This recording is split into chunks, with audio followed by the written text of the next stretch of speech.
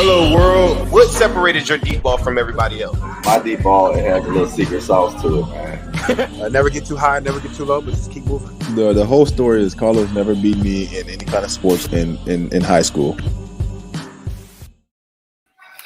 Welcome to the Orange is the New Black podcast, a special debate that we're having tonight. I'm Ace Boogie, joined by my co-host Zim Hude. Zim, say what's up. What's up? Hello, world. You all shall be witness right now. What's going on, everybody? Yeah, we got some good topics to talk about tonight that have just cultivated themselves off of Twitter. With Ace here, not agreeing with anything that I have from a philosophy standpoint. So at that point, I said, yeah, like, let's get it on. Let's get this thing popping. I want to go live and I want to talk about this. And to be clear, I am here to win the debate, and I am here to also talk about like how this is my plan on making the Bengals better. Okay, let's get into it then. So the topic really, is it about the wide receiver position, or is it how are we going to make the Bengals better? Be careful how you phrase that question, because that was lost in the sauce. So if you guys missed this earlier today or whatever on Twitter, we was on there talking about, and I feel like this is how messages get mixed up and stuff like that, where the conversation then went on to, do you draft a tackle over a wide receiver? That is not the debate. Let's be clear. That's never been the debate.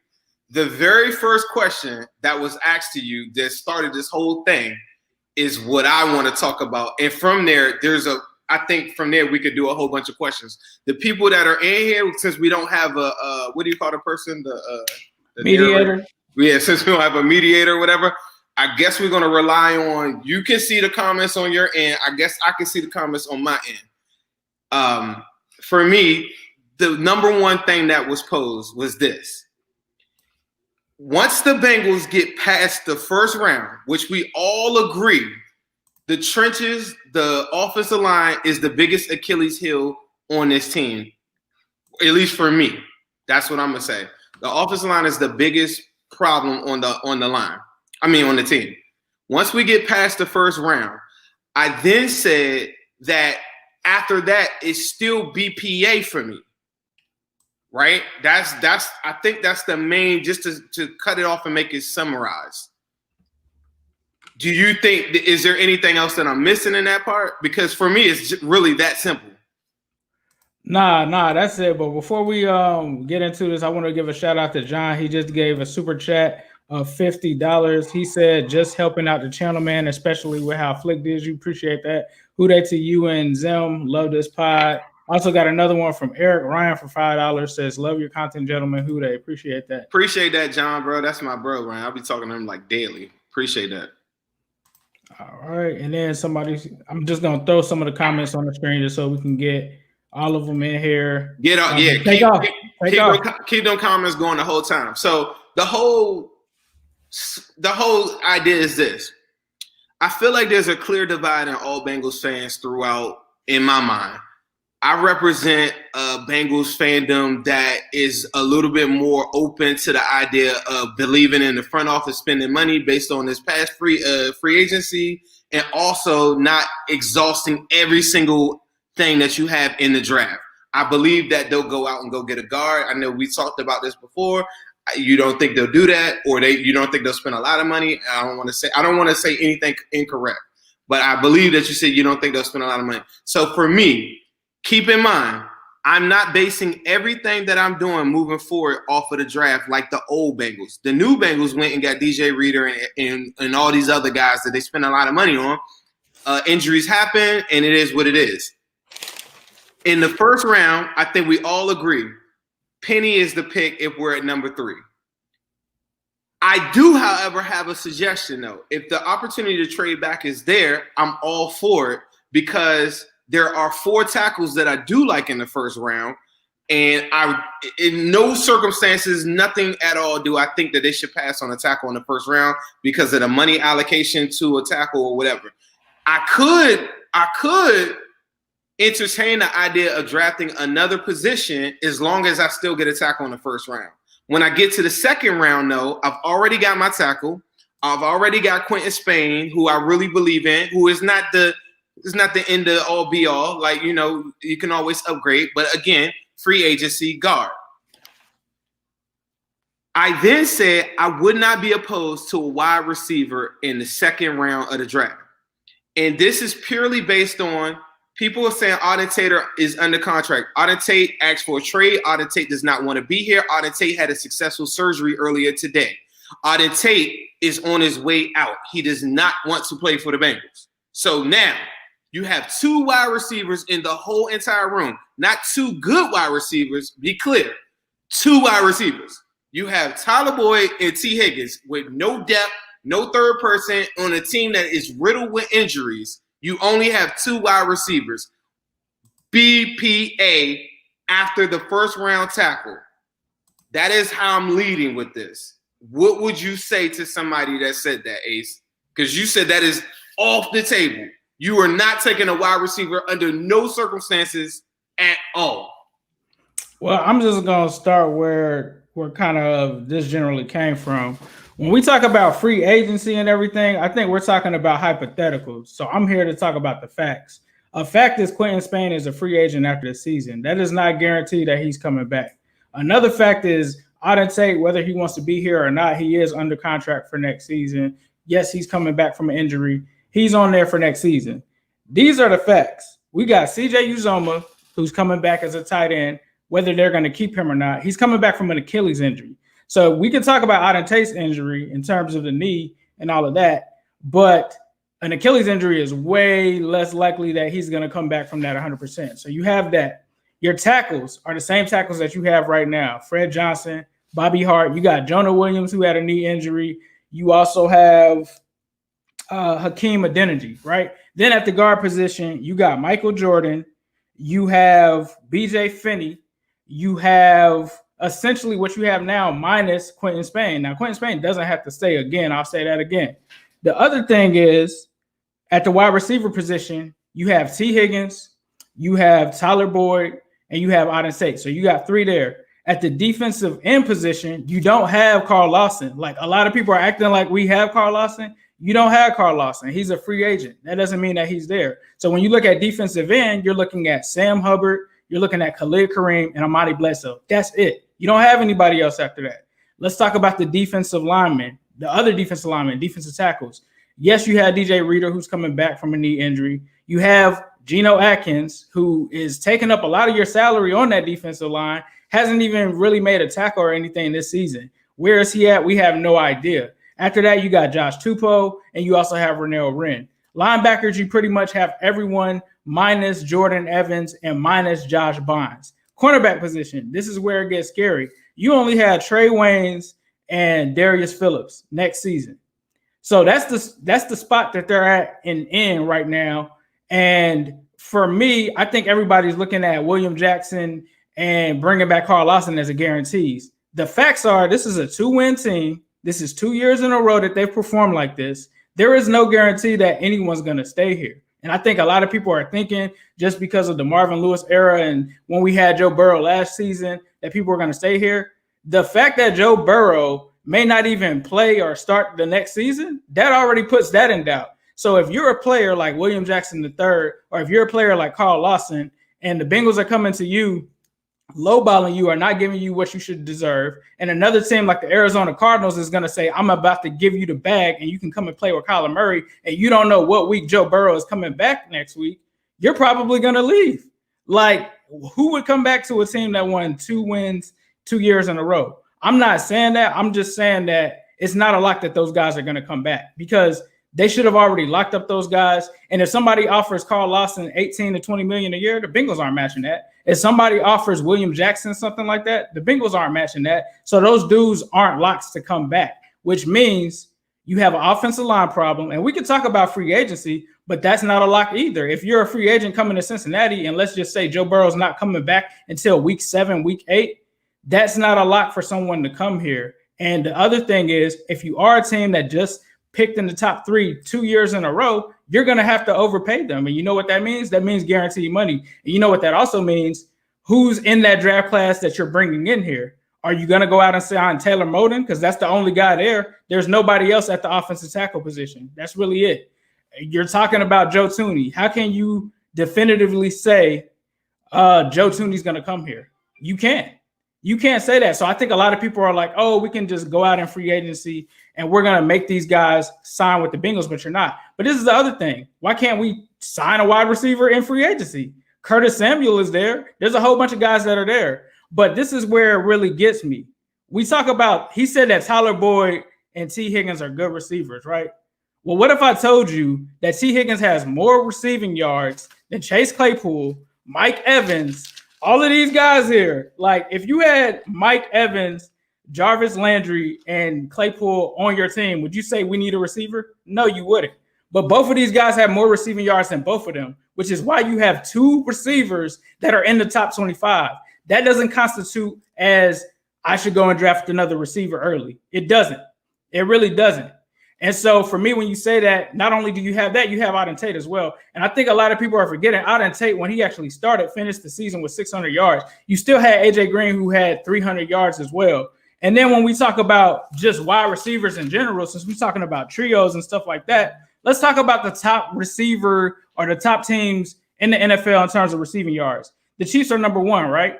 3,800 receiving yards. That sounds good until you realize that Travis Kelce takes out about 1,000 of those. We don't have Travis Kelce. Number two, you got the Texans. They are trash. You got the Cowboys at number three. They're trash. You have the Falcons. They're trash. You have the Chargers. They're trash.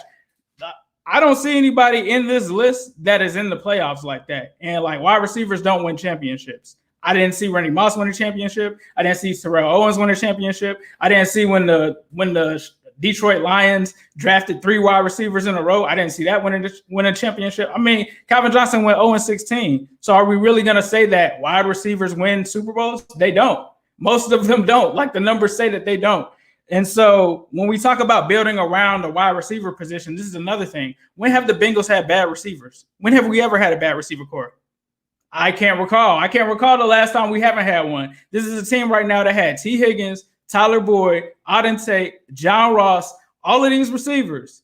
This is the other thing. We're 16th right now in the league at the wide receiver position. In terms of the NFL, we're not last. We're not at the end. We're not any of that. And that's with 2 games with Brandon Allen and Ryan Finley at the position. That means that with this team this season, Joe Burrow we've been basically top 12 in receiving yards in the league already.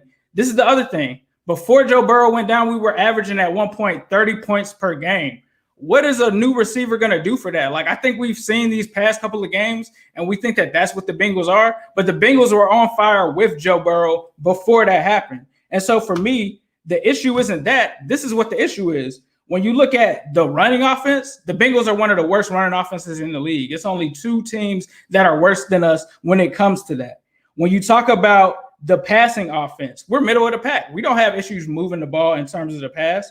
When you talk about the pass blocking, down near the bottom of the league. But this is the funny thing that I saw. We talked about winning. We talked about what it takes to win, right?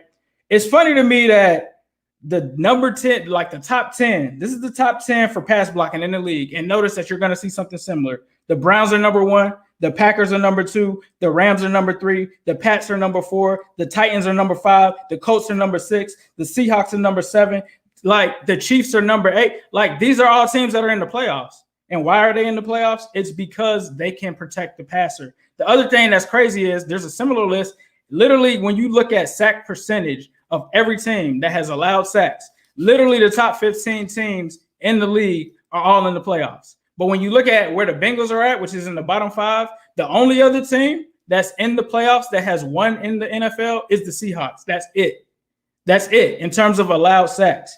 So when you look at this from that standpoint, are we going to bring back the same exact offensive line as this year where Joe Burrow was hit, 80 times? He got hurt. Like, what does that do for your offense? So for me, in terms of the needs for this team, the offensive line is number 1.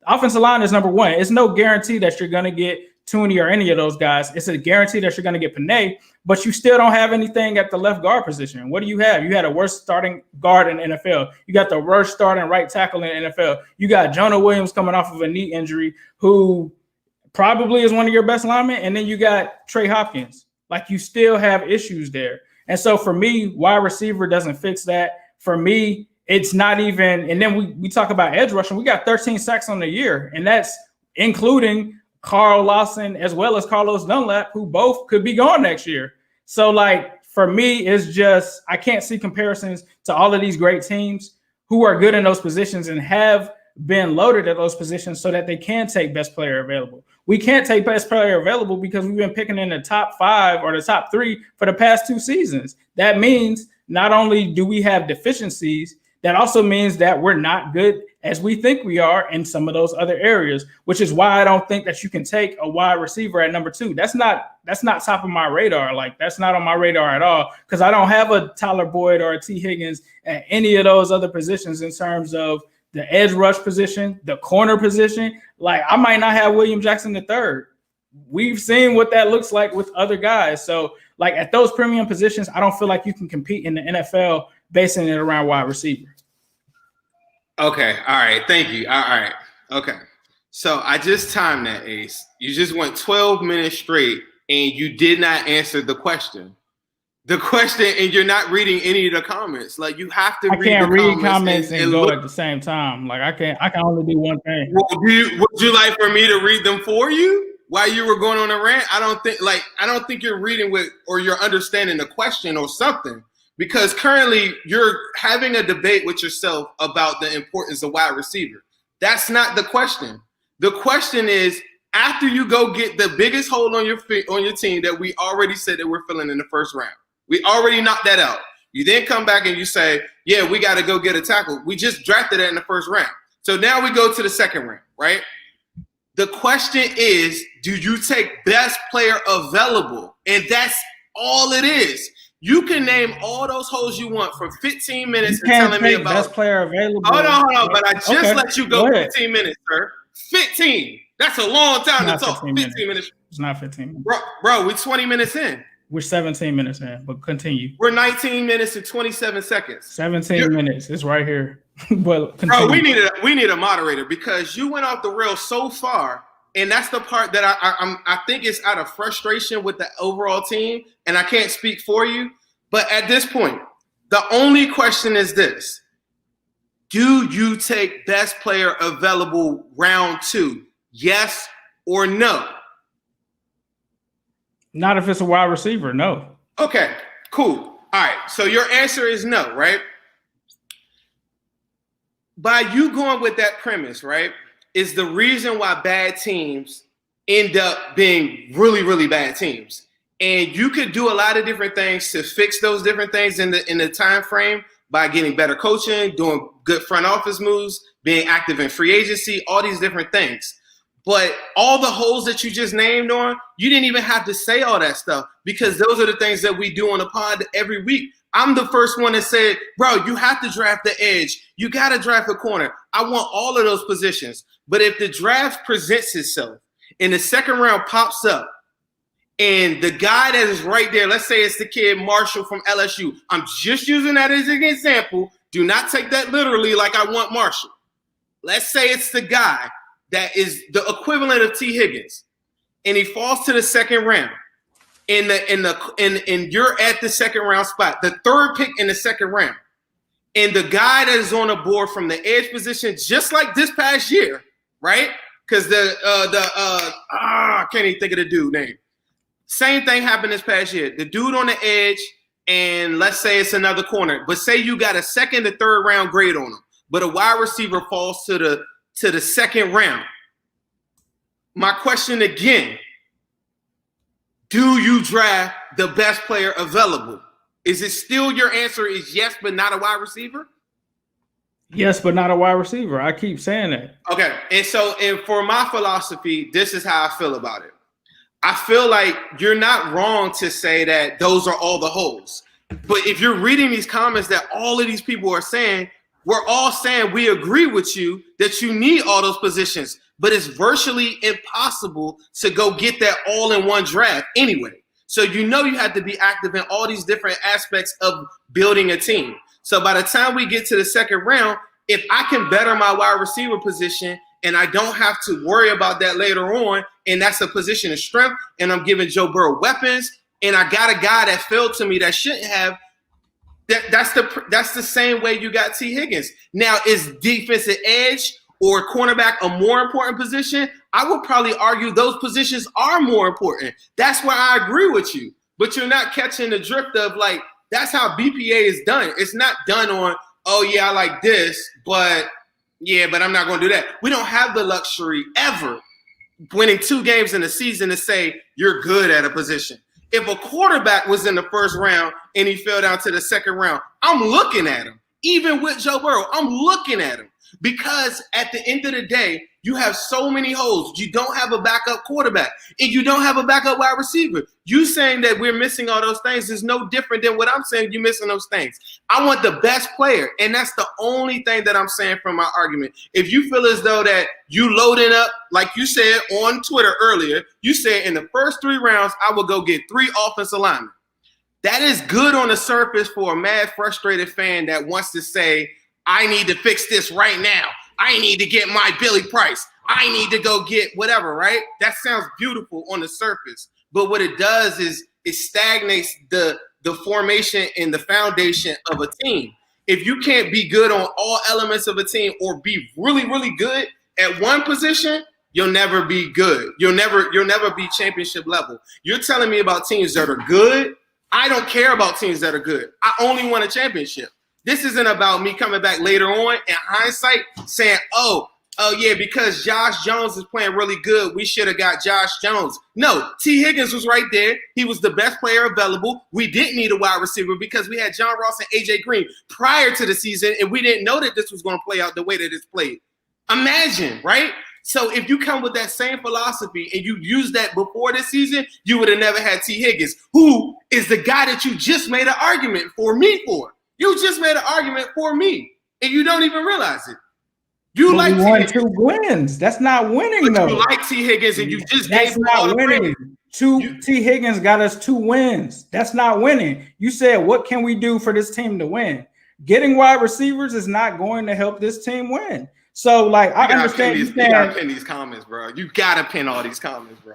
You have to. You saying best player available. Like, if that's a wide receiver, no, I don't feel like we need that. We got too many holes. Like, we talk like this offensive line has just been bad for this season. This is since 2016. Like, what world are y'all living in? Have y'all not remembered this? Like, this line has been bad for like 5 years. This is not something where it's new, where it's like, oh, we can just not address this and whatever. We just said we're getting attacked on the first round, and we just said we're going to free agency for the guard. Okay, how does that fix everything? It doesn't, but you can't fix everything in 1 year, can you? Bro, does Penny play guard? Does Panay play guard? No, he does not. Exactly. We draft him in the first round. He does you not. just draft him in the first round. You cannot just pick one lineman and think that it's going to be good. It didn't work with Jonah. You have to have at least average or above average linemen. You can't. He won't pin the comments. I think he thinks that this is really like him and he's winning this whole thing. Like, everybody's telling you that they agree with you, but at the same time, you have to look at best player available. Bro, and we're not looking at best player available when I got to protect my best player and Joe Burrow. And we're going to do that. We're going to do that. And why do you have to do that? Like, why would you have to do that? Who says that you have to do that in first round 1, 2, 3? That doesn't mean that you're going to fix it just because you fix it 1, 2, 3. You have to do, like, look at the Steelers. You talked about that earlier. They're playing 2 undrafted players on their offensive line starting, and they have a 3rd round guy that is one of the best linemen on their team. Just because you drafted 1, 2, 3, Cedric Ogbuehi, Jake Fisher, doesn't mean you fix it. You have to exhaust all options and look at everything on the table. Anybody that's watching this right now and you believe that you have to go solve the problem, like offensive line, you're doomed. And I'm here to tell you, like, you're going to fail. That's the quickest way to lose, is by trying to go so hard at a position early and then say you don't hit. Say one of them dudes gets injured. Now you haven't done anything. We all said that we're going to be active in free agency on the offensive side this time, because in the defensive side, we were very active in free agency. We all said that. We all want a guard. What's your beef? Just because you wanted to be exclusive to round 1 and 2? Is that your argument? I'm missing that part. Because I want offensive line too. It just doesn't have to be first 2 rounds. Like, it has to be first round to me, because I don't trust their scouting. But second round or whatever, like you gotta understand and be fair when you pin no comments because I seen the whole. I'm going in order. I'm going in order. I want everybody to be able to say what they gotta say. I wish that you know, like everybody could see this as a Bengals fan because it's a beautiful conversation. Because I feel like you represent a big, large fan base that really believe in you, and I represent a big, large fan base that really believes in me. And I don't think there's a perfect way to do it. I just totally disagree with everything that you're saying. Probably for the first time since I've ever met you. Like that is the exact way to fail and become the Browns like one-on-one, the old Browns. Don't switch to the new Browns. The Browns consistently just try to go quarterback, offensive line, and they fail every single time because the best guy available wasn't there. If you go get the best players that are available, the Pittsburgh Steelers will show you. They went high on Claypool. They went high on Deontay Johnson. Their linemen that start for them weren't in the first 3 rounds. Kansas City, same thing. They go and get wide receivers all day, bro. If John Ross is available to them this offseason, they will go get John Ross because it's all about getting the best players available. Le'Veon Bell is the best player available from a backup standpoint, and they went and got him. And that's what this is all about. You cannot be pigeonholed into a curve and just say, this is who I'm getting every single year and fall flat on your face. Because say we would have went and jumped on the gun on linebacker this year. You would have never got the double Logan Wilson and ADG, right? And a lot of people didn't even like that concept. I like that concept. But say you went on that early and that linebacker gets hurt. You're in the same position that you were the year before. And look at us. We went and got 3 linebackers and we're not really that much better at linebacker. And I'm not comparing linebacker to defense end. I'm just saying, like, that's a prime example of what happens. If you come with that same philosophy too, that's how you end up with Billy Price. That is the blueprint of getting Billy Price, is reaching on offensive line in the second round just because you feel as though it's such a big problem. We have multiple holes.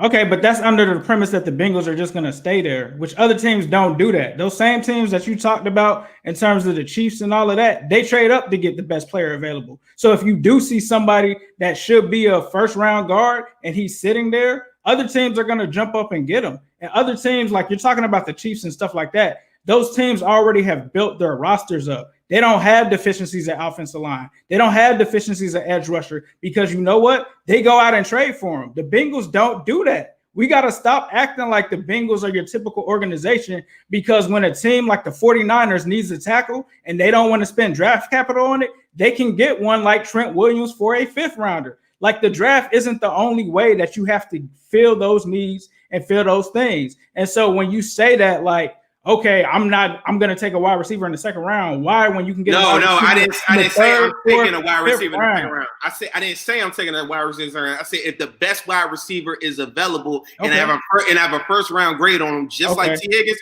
yes. Right. Go ahead.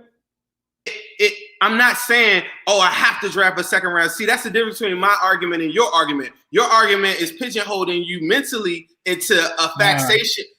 You don't realize it, but I guess the people. Wide receiver is not a premium position. Maybe if you don't believe wide receiver is not a premium position. It doesn't have to be, bro. But I'm just telling you, it could be. We could be talking about if the world's greatest kicker came out and he was kicking 70-yard kicks and 80-yard kicks, I would entertain him in the 3rd round, where I normally probably be in the 6th or 7th, right?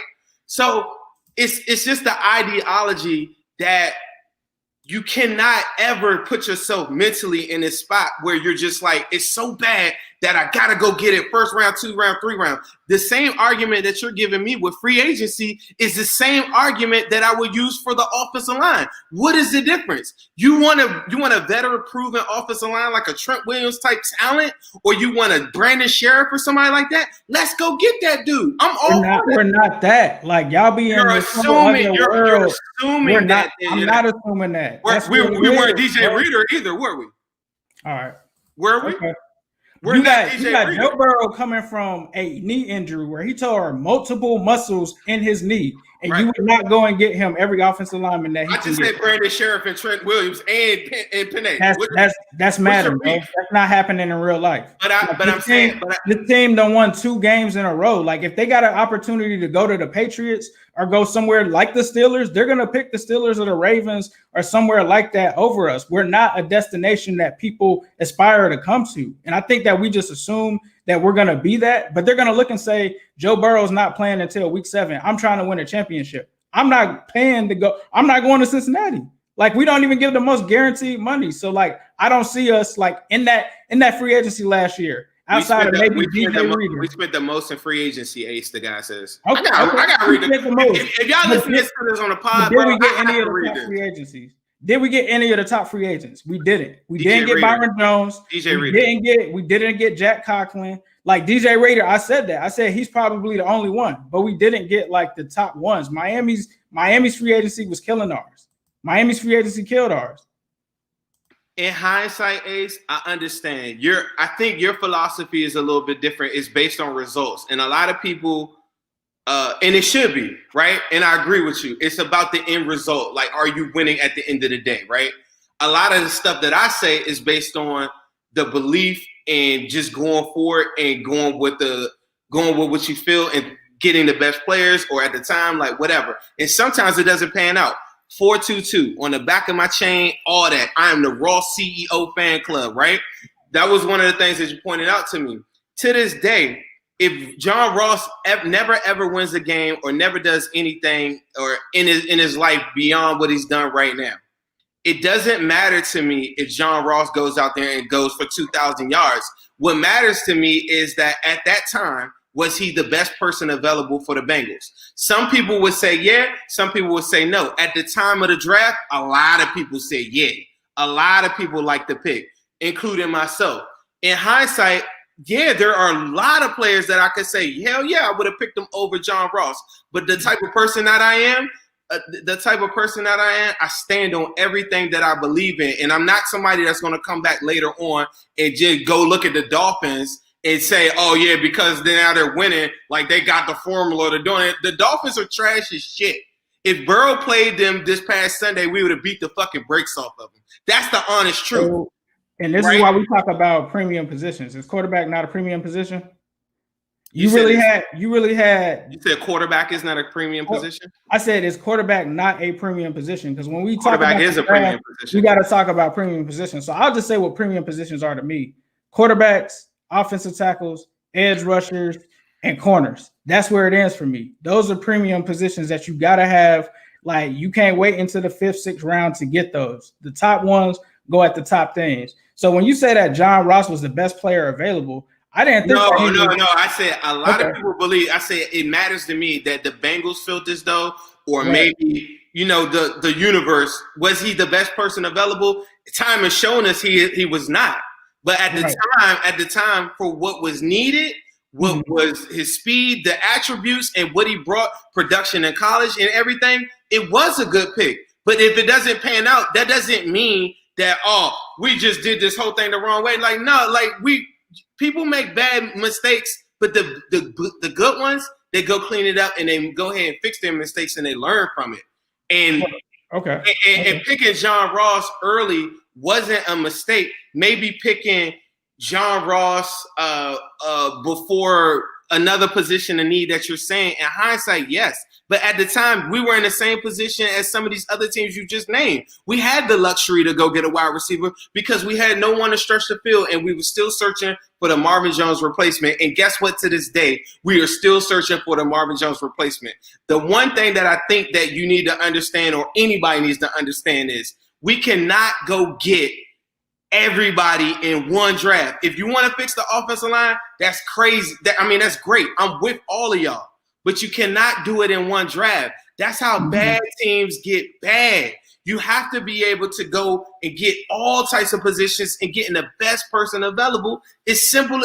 There is no simpler way to do that. And why can't you have both? Why does everyone believe your team was trash? Because you won 2 games. You can't pick best player available when that's the case. And we talk about John Ross. I'm not picking John Ross over Deshaun Watson. Like, I'm not going to act like I was a psychic and knew about Pat Mahomes, but there was no way in hell that I would have picked John Ross over Deshaun Watson. And that's just straight up. Like, John Allen is another one. But when it comes to those premium positions like that, I can get a wide receiver in all 7 rounds. That's going to do something. That could give me 300 to 400 to 500 to 700 yards. That's going to do that. Like one wide receiver, like we see that with T. Higgins. There's a lot of wide receivers that get picked before T. Higgins. Are they better than him though? No. Marvin Jones that you're talking about, he was picked in the 5th round. A lot of the Steelers never pick wide receivers in the 1st round. You said they don't draft for need. Yes, they do. Yes, they do. Deontay and Claypool early, 2nd round. They do draft for need because when they went and got Devin Bush, that was a need. Like the Steelers do draft for need. They had the luxury of doing it.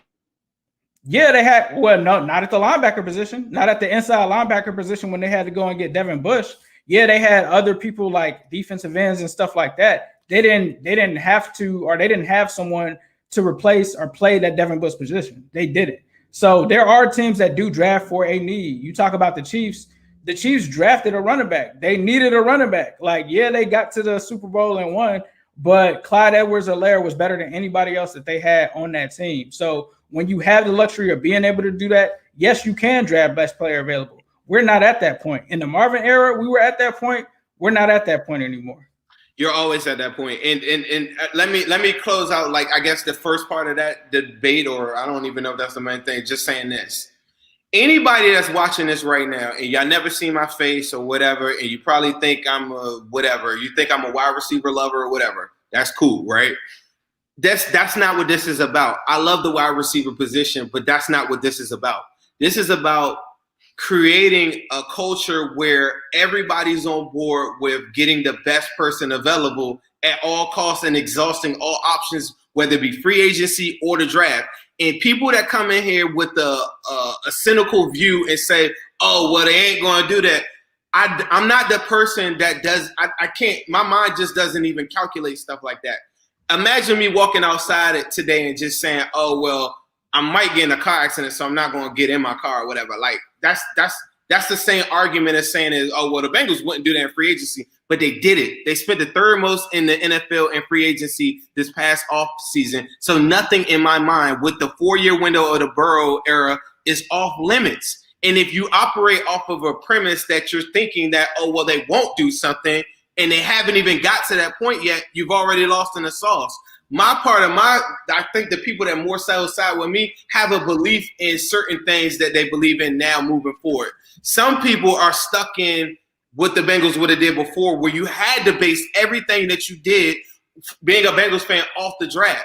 But the last 2 seasons, or just take this last off season, that alone has shown us that they will go spend money.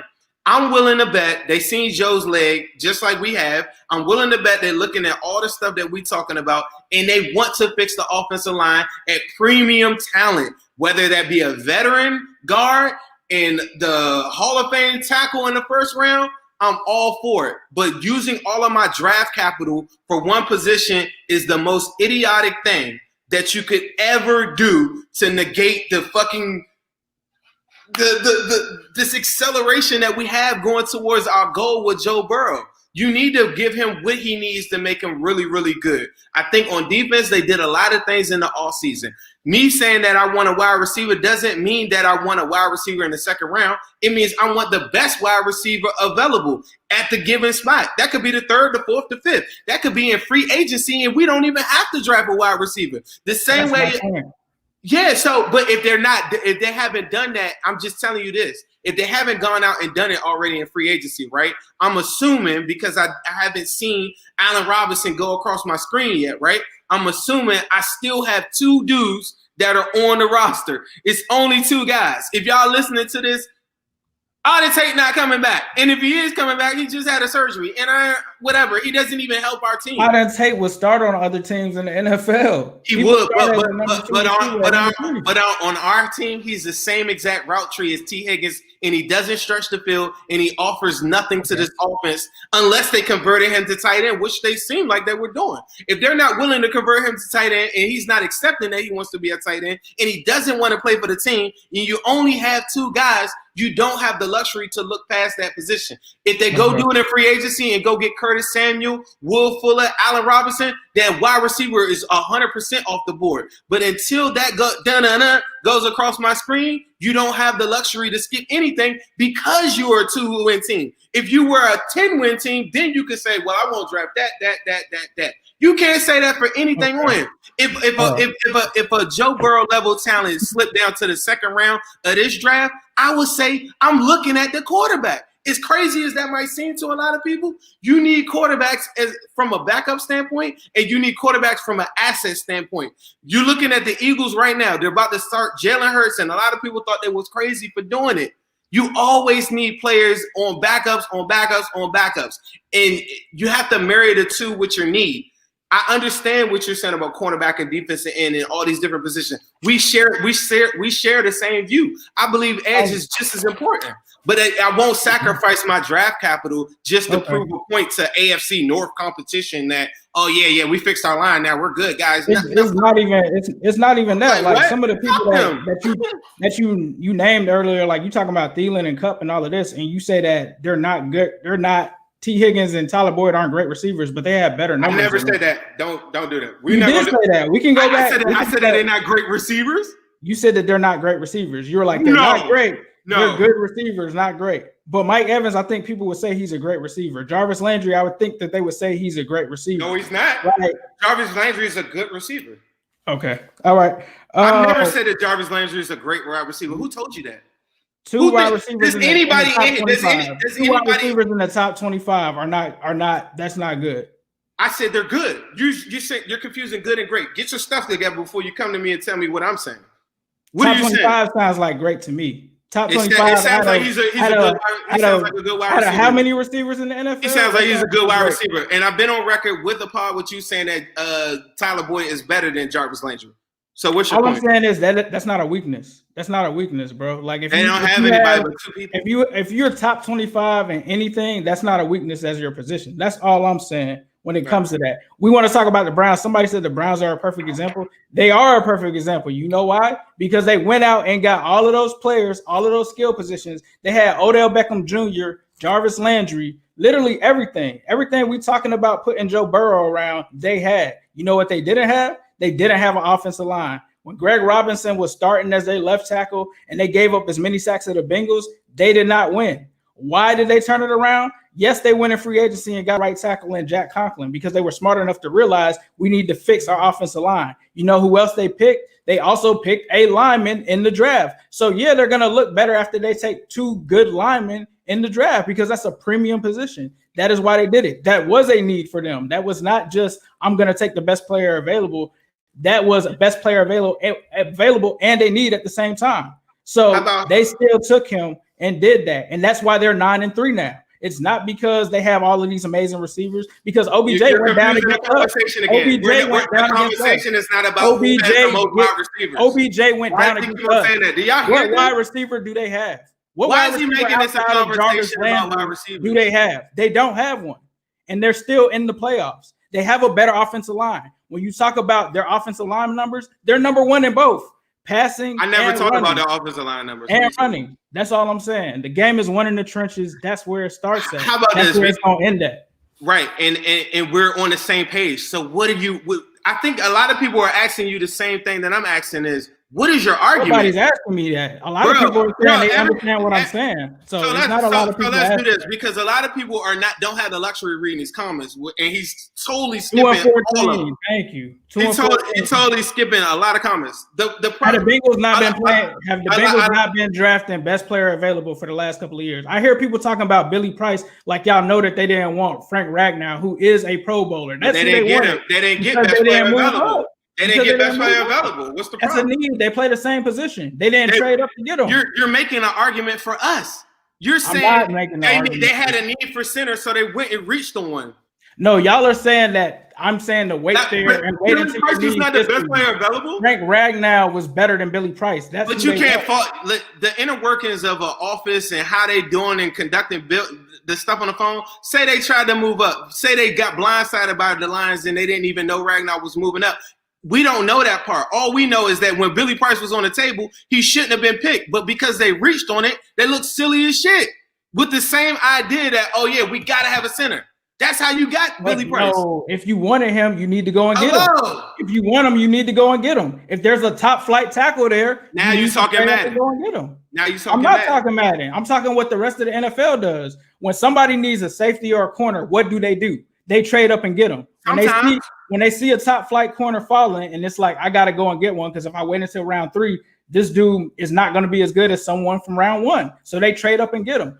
I can't just put it on, just like Carson Palmer said, the Bengals, when they have needs and they have premium players that are at those positions that they hope to fall to them, I can't hope on that. I can't hope on Joe Burrow's knee that this tackle or this guard is going to fall to me. If he's right there, jump up and get him. There's a lot of people that joined tonight, and I really love everything that people are saying. I have to read some of these comments because this is crazy. Maybe because I'm not getting to him, and the people that are still not that are maybe agreeing with him or whatever in his sense don't know that we're all agreeing. But because we just I don't know. Maybe it's not a good idea to go through the comments because this is crazy. But for me, for the most part, all I just want to say is that I believe in the trenches. Let's be clear. So like when we walk out of here tonight, right? And people think whatever, please don't listen to this guy telling me that all I want is a wide receiver. He didn't listen to anything that I said. No, you're not listening to what I say. So if we don't take a guard, what you're saying is, I hear what you're saying, bro. If we don't take a guard and guard is still a need, and you have Jamar Chase in the second round, you're taking Jamar Chase even if we don't have a guard. Isn't that not what you're saying? You're taking Jamar Chase, even though that's what you're saying.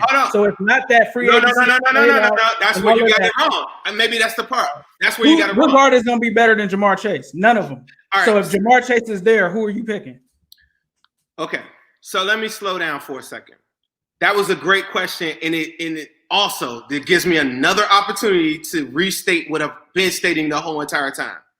If I get to the second round of the draft, the same way we reverse this back to the 1 minute mark of this pod, if I get to the first round of the draft and my best player available is Jamar Chase versus a guard that has a second or a third round draft in this unique scenario where Jamar Chase falls to the second round, which won't happen. But let's say Jamar Chase falls to the second round and his grade is a first round grade, and I'm putting that against a guard that has a second to third round grade, yes, I will pick Jamar Chase. But if a guard is there that has a first round or a second round grade, I'm going to look at both options. I'm going to see what works for my team, what doesn't work for my team. Does Jamar Chase help me right now? Different things like that. To be closed-minded and say that, oh, it's off limits. I'm not closed-minded, bro.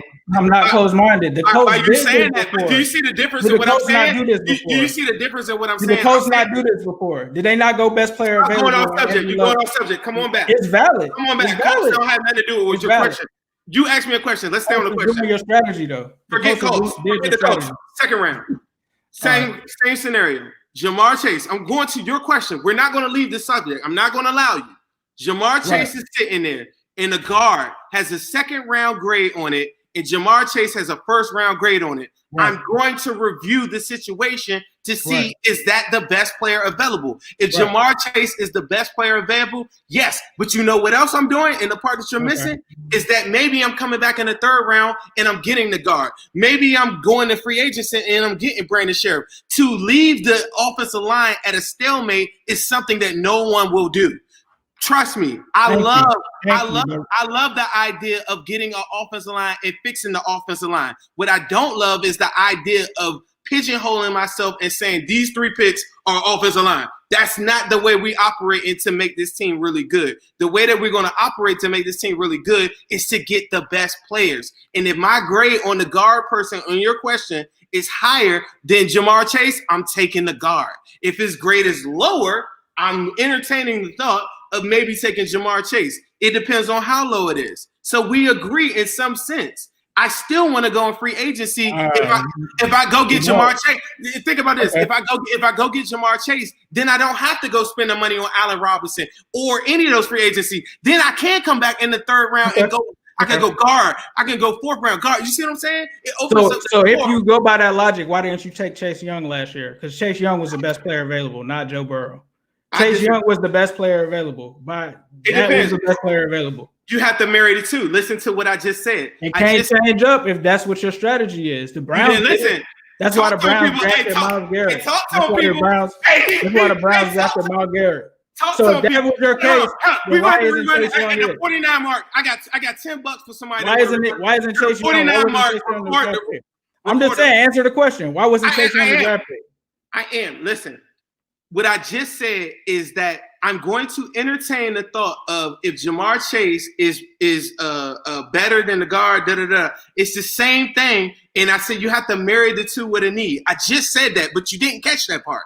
The first round that came up last year, we had to marry the need. Why? Because we didn't have a quarterback at all. And at the time, I would argue Joe Burrow is probably more valuable than Chase Young because the quarterback position is just as valuable. That's not the best player. That's why. That's not the best player. It is the best for me.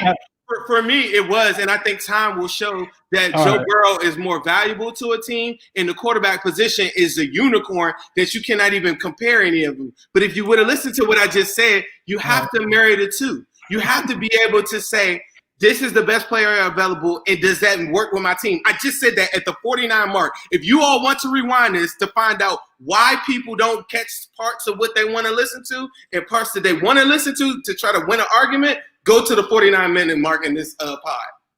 All I'm gonna say is Chase Young was considered to be the best player available. How about me? Joe Burrow. Okay. Joe Burrow is the best player. Joe Burrow was sliced. Had it that way. I'm a draft expert tonight. Joe Burrow sliced Chase Young ass up in that first half. What'd it do? So the Jags should take Penny then, right? Over Justin Fields, right? By your logic, in terms of best player available. Justin Fields is the first quarterback going to come off the board. No, the first one that's going to come off of the board is the dude that's going to the Jets. But so the Jags should pick Penny then, right? Because Penny is a better player than Justin Fields, according to draft boards. So they should go and do that, right? Even though they need a quarterback. If they're looking at what they need on their current team, and that marries up with the need, with the bet, and they have a higher grade on Penny than Justin Fields, yes. Because we were faced with the same situation when Lamar Jackson and Haskins was on the board, and they couldn't meet the need. We needed a quarterback on the low, like at the very least a backup quarterback, a really good one, and we passed on him for the best player available. And I think that's when we got Will Jackson, right?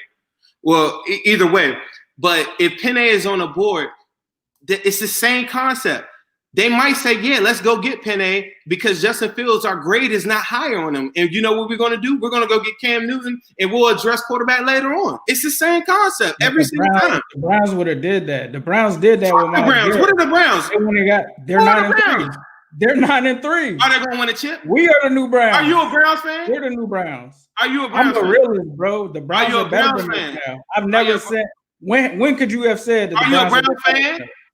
You showing them a lot of love. Are you a Browns Myles Garrett isn't good? You didn't say that we need a Myles Garrett? You didn't say that? Myles Garrett is a dog. Okay, that's the point that I just made. They picked Myles Garrett over a quarterback because Myles Garrett was the best player available. But I'm saying this. You're saying that the Browns have been good for like a decade. And they went 0-16. The Browns have one winning season in the last 30 years, and you're using that as your stick of like this is what we need to be. The Browns? Okay. You couldn't pick anybody else but the Browns? The Browns are 9-3. You've been talking to? Who is this AFC North dude from the Browns? Because this dude really got you drinking Browns Kool-Aid over there. Because Browns not winning no chip. Are they winning a chip? I don't know. If they win a playoff game, that's gonna make us look bad. Because the Browns went 0-16 and then they go and win a playoff game. How does that make us look? They're not getting no chip. It's gonna look like I got a higher draft pick and they on the couch watching the Super Bowl with me. Okay, if they get a playoff win, you want to know why? Because they're talking about us like now, we can't talk trash to the Browns anymore. They ain't got Joe Burrow, and I'm smoking with Joe Burrow, and I know exactly how we could do it, and I know exactly what type of. I think we both agree on coaches. I think we believe in the same thing with the trenches. I think we believe in a lot of different things. The only thing that I think we disagree on is a draft philosophy. Aside from that, I haven't argued. My philosophy isn't against drafting the best player available. I'm not drafting the wide receiver. You just so it is. If you say my first three picks, you said my first 3 picks will be an offensive lineman. You are totally against best player available. Did you or did you not say that? Yes or no? Yeah, no I would say that. You said that. Say that with Joe Burrow. Yes, I would say that. Yes, I would say that. With okay, Joe Burrow, so that's not BPA. After he got hit almost 100 times, yes, I would do that. That's not BPA. Yes, I would. I'm just being clear. Just so you know, that's not BPA. But you said quarterback is the most important position. For so sure. Why wouldn't you protect him? Why isn't that the number one? I just told you thing? how we have free agency. We have other rounds in the draft. It's not just 2. Okay. All right? There's more. Okay. There's more rounds than that, right? Okay. We can have it. We can have this talk again after the draft. And or the offensive line. We can talk hypotheticals and all of that, but once we let free agency play out and all of that, we can bring this back again. Okay. The Browns suck, and tell the Browns dude. I can't say a team that's 9-3 sucks, bro. Right. I might hate the Browns. I might hate the Steelers. I can't say that they suck when we won 2 games. I said it because I'm a Bengals fan. I said it. It's not because I know that in my heart of hearts I know that they have a better team than us this year. But as an organization, I'll never come on here and be like, we want to be like the Browns. Like, that's not in my DNA. I don't want to be like the Browns. I don't want to be like the Ravens. I don't want to be like the Steelers. I want to create a brand new culture of winning, and I want to do it on all different facets of a game. If that's too much for everybody or whatever, y'all can revert back to the old ways. I'm all for winning. And everybody that knows me, if y'all never seen my face and y'all just found us through Facebook or something like that, my name is Zim. And I'm a very hard-working Bengals fan, so anybody wants to win. And the people anybody coming back to 2022. Right, that's not true. But yeah, I can't rock with that. Cool. But all I know is I work very hard at what I'm doing. You work very hard at what you're doing. This isn't to discredit anything you're doing or whatever. I think you're doing a fine job at everything that you're doing. Likewise. I don't feel as though just because we disagree on one point, that means that whatever, like anything that insults anything about you or whatever. I just think for my side of the argument or the fan base that's riding with me or whatever, I feel like I got a good plan to go win really, really early. And it involves a lot of money in free agency, which we just spent. It also involves using your draft picks wisely and getting the proper scouts to go get them, because all the teams that you just named, none of those teams got their whole entire offensive line round 1 through 3. They did it in so many different ways. So I just want everybody to be open-minded to just being able to evaluate talent, and don't ever Billy Price your situation, because if you don't have the luxury of moving up, you will be faced with that again by saying, I need 3 offensive line, first 3 rounds, it gotta be offensive line. Okay. That's Billy Price point 2.0, Billy Price 3.0. You can go get. It could be 2016 2.0 again, where we're getting hit again, because we have not had a season where we're protected any quarterback that we've had for the past 5 seasons. So if y'all want to do that again, we can do that. But when Joe Burrow gets hit again, and we're in the same position with backups going in, Brandon Allen's getting hurt, then that's what it is. But if it works out, then it works out. I don't want that. Right, and we're just gonna go with all 3 college guys that's never been in the NFL. I just read that, yeah, that's a great idea. Go young offensive line with no game experience for Joe Burrow. I would do it because the coach didn't do that, and they went best. So you think they didn't focus on the offensive line, and now Andrew Luck is retired, and they waited to do that to go and get their offensive lineman too late, and now they're stuck with Phillip Rivers. So is our offensive line guard free agency bet, is that still going? You're saying that they're gonna get Joe Tooney, right? They're gonna get Joe Tooney. I ain't saying you Joe did say Tooney. Tooney. No, I did not. No, I did not. Don't you lie. I said that they're gonna go get a premier guard and they're gonna spend a lot of money for him in the offseason. And I said it's gonna be a high. First of all, Baker is trash. Never even mentioned Joe Tooney. I don't even want Joe Tooney. Baker is trash. Let's not get that twisted. No, he's not. They're able to look that good because they have an elite line and they have an elite offensive coach. Like, Baker is nowhere in the realm of Joe Burrow. But if Joe Burrow had that line, they would probably win the Super Bowl. That's all I'm going to say. No, I do not like the Browns, but you have to give it up to what they did. You could have fooled me. I ain't never liked the Browns, bro. But at the end of the day, I can't look at it. I can't look at other teams, and now we're like, that's what Quincy told me. Bengals people are afraid to be the Browns, but we have become the Browns. You don't want the Quincy smoke because he gonna tell it like how it is. Who don't want smoke? So now you repping Browns? I almost said the other word. Now you repping Browns. So my man, I'm not repping Browns, but he's not gonna back down. He's not gonna be as easy as I am when it comes to that stuff. What you mean easy? You ain't no easy. You just lost because I'm just a better debater. I did not lose, bro. Yes, you did. The comments. No point. Read the comments. The comments is all me. Agree.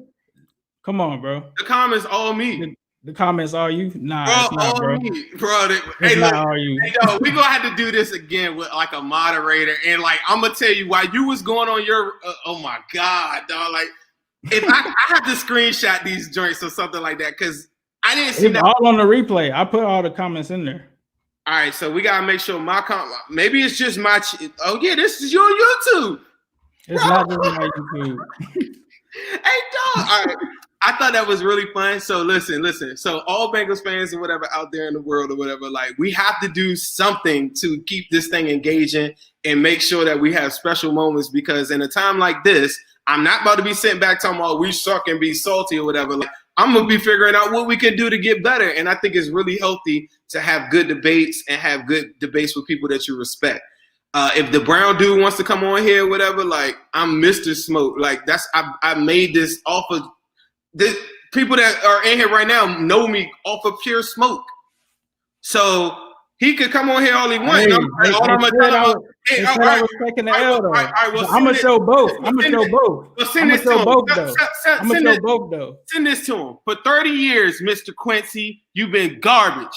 And I am a Bengals fan, and you won't get a chip before me. Send that to him. And it doesn't matter what he says back. It's Who They Nation over everything. And if you ain't with the gang, you ain't with us. Whose side y'all on? Who they? End the story. Let's go.